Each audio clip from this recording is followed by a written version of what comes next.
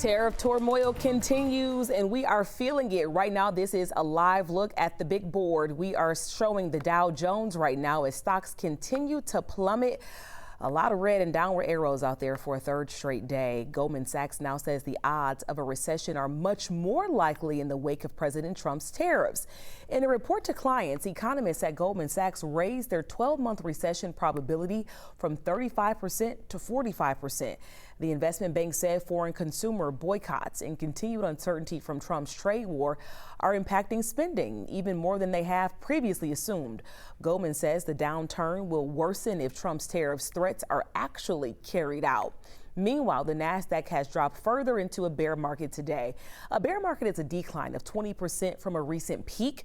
If the S&P 500 closes in bear market territory, it will be the second fastest peak to bear market shift in history. This comes as we anticipate another rough day for retirement funds. Amy Kiley reports on the moves giving investors some big headaches.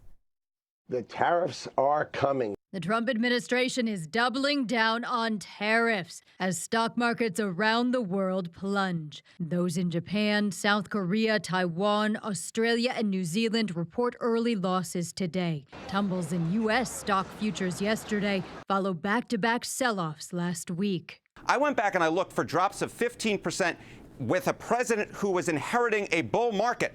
There's only one dude on your screen.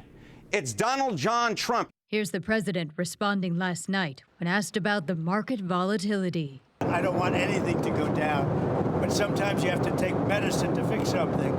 A universal 10% tariff on all imports is now in effect after starting on Saturday. This Wednesday, additional duties on products from dozens of countries are set to begin. There is no postponing. They are definitely going to stay in place for days and weeks. President Donald Trump says he only wants to make deals with countries that close trade deficits with the U.S. He insists tariffs will be good for Americans in the end and predicts a resurgence of U.S. manufacturing.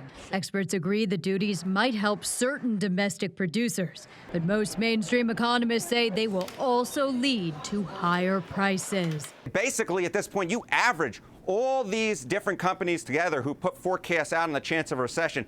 It's about 50-50. I'm Amy Kiley reporting.